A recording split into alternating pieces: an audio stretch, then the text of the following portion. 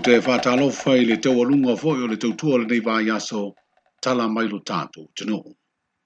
O le awha inga e valu afe lima se lau fitu se fuluono o tangata pālota sa anga vaa i le pālota mua i aso e whā utua nai. E to alua ua mawane e tasi level tangata ai lua i ngoa ese o lo le sitalai. Ia po o seisi wha upunga ua wha alua o le sitala. Talua i lea wha le tonu na fito ai lua i lea solo na tolu o le pālota mua. O suia ai lea awha inga o tangata na talia talo sanga e whaia mua alato pālota. O lona winga na o le valu afe lima se lau fitu se fulfana nga vaa i le pālota mua. Ai le valu afe lima se lau fitu se fuluono e peo na Samoa i whaama wina.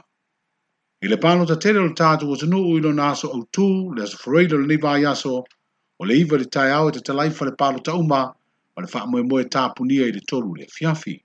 Mo wha iloa i le komisina o whainga pālota le a maua uma le taunu unga o pālota mai sa vai i wha pēma uponu, pe a tāpunia uma wha le pālota o no leo ua wha ngā wheso o tainga wha teknolosi, e wheso o tai uma atuai le ofisa au tua whainga pālota i tuana i mato, mai no whanga uma i tu tātu o tunu o wha peona lautongia, e wha tino ai le whainga whiriwhiringa le tunu o wao.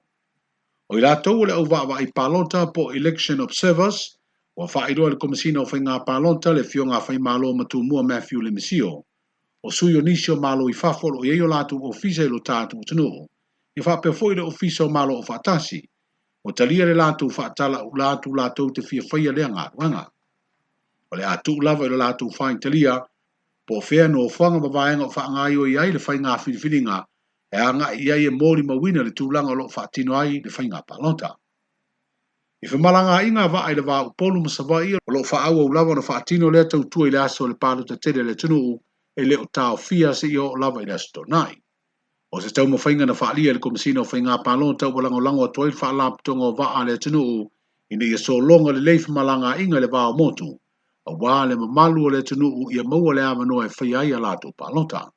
Na pausi tūlanga sa lipo tia mai lo tātou motu i sala whai, o le taunu uantu o nisi o pāsese o tangata pālota mai upolu e fia pālota i savai, mai le malanga o le valu le tai ao o le aso na nafi, o le maua ni pasi e malanga atua i nuu mafi o anga.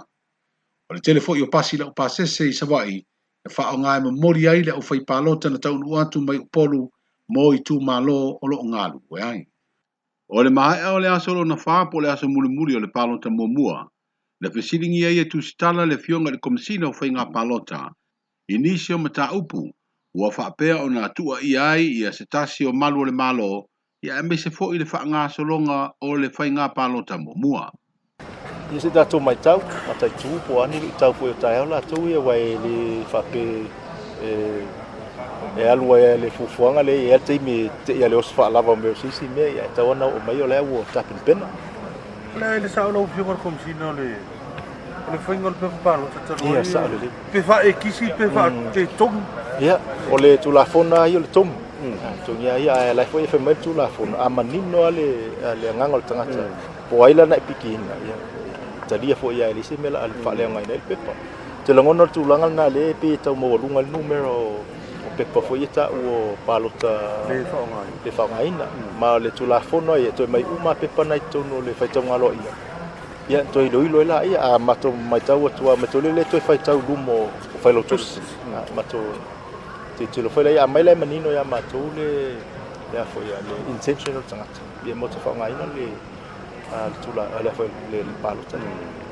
Whaina sa noa, whai maa loi ni whaasea foi pōni li poti foi o whapeo i ni sa i foi se le mano leo whapea nan whaalangina le foi i ngā pālota. Sa mato wala awe nafi o le maui leo i le se me whapea nana tupu. Ana mato wale mo te ngarkue i moro fiso leo. Te mi nei te leo le mo whamtalanga le whea solo. Ina wa mato mawala whamtalanga wa le sa wai lungo le mato le afo le wale se leo. Na ave ron mato tu wala lo le komsina leo mo no ofisi.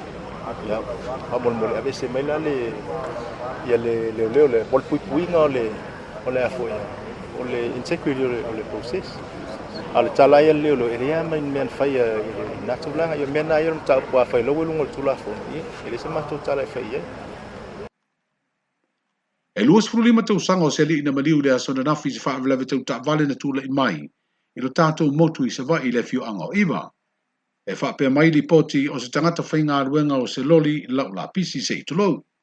O wha iloa ni mori mau sa iai le teimi o le wha awelawe o le o maliu na tui tua o le loli, ia maa le teimi na oso e se aina tupu ai le wha awelawe, ina o solo muri antu le taavale maa fia ia unoa ma le si la fia le avi taavale.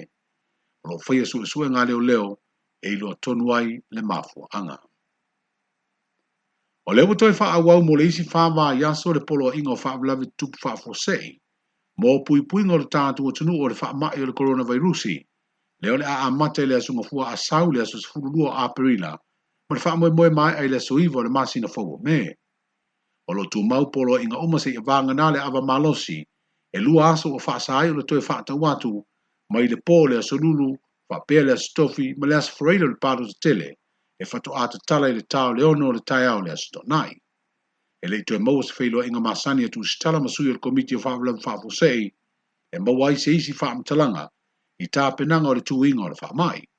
Na bau wha amtalanga o mau e se mori mau, se vaenga mua syringes i po le tube o iei foinu me le fua iei le tero le vaila au e wha o ngā, o leo o tau no mai. Ai le i tau no le vaila au le AstraZeneca, le a wha o ngā mo le tui pui o le COVID-19 i Samoa.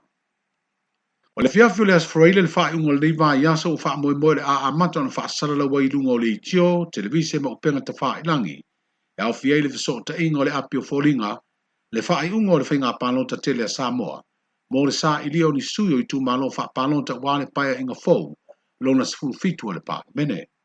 E to se lau valu sifuru valu sui wha tutu, o wha peo na whai e le whiriwhiringa i tu malo e wha sifuru valu, i na ua le palo ta ina suyo i tu malo e tolu i polu, e au fiai le pa o lo o tu lai mai e le te tai le vanga wha upo whai e pui a ia te tau o tangata, le sunga atu i le epalupe sori aisa i le malia le ngoi, ma le te tai o le pati wha upo whai o le wha tua i le tua sa moe le tu malo lo to whanga, le fio ngā fia mena o mi mata awa. O le fui wa le palo taina le suyo whale ata tolu, o lua i neia na no fua inga o lango pe le vanga wha upo whai o le hero PP, i le tua na i ni paia inga sa avea i ma whai pule, sa ngai le malo a o avea ma whai pule tu to tasi, so ai ma le avea ma whai pule le pati wha upo whai o le tautua Samoa, le tō whale ale le pule rimoni e iafi. Tātou tālu sia le alo whaivo le tātou tanu i lana whai ngā whiriwhiringa, ia sao mauri le whaatino ino a ia te tau o tangata palonta, i le whiriwhiria o ni sui whaipule, e a vea ma tai o le maloma le atunu o, mō le isi paia inga e lima tausanga. Ia manuia lau tāpua inga ma mau mai, po lau tāpua inga i tau malele Samoa, ia tātou maua se whaai unga le vai aso fia, i le anga le leo le tātou ma te sili, ma te tai atu ai lau tau soi fua, ia ma seola vai le vai aso fau o mua, tātou toi whero a iai, mō le nei tau tua, whai pea. Ai mō le nei teimi, wha soi fua ia.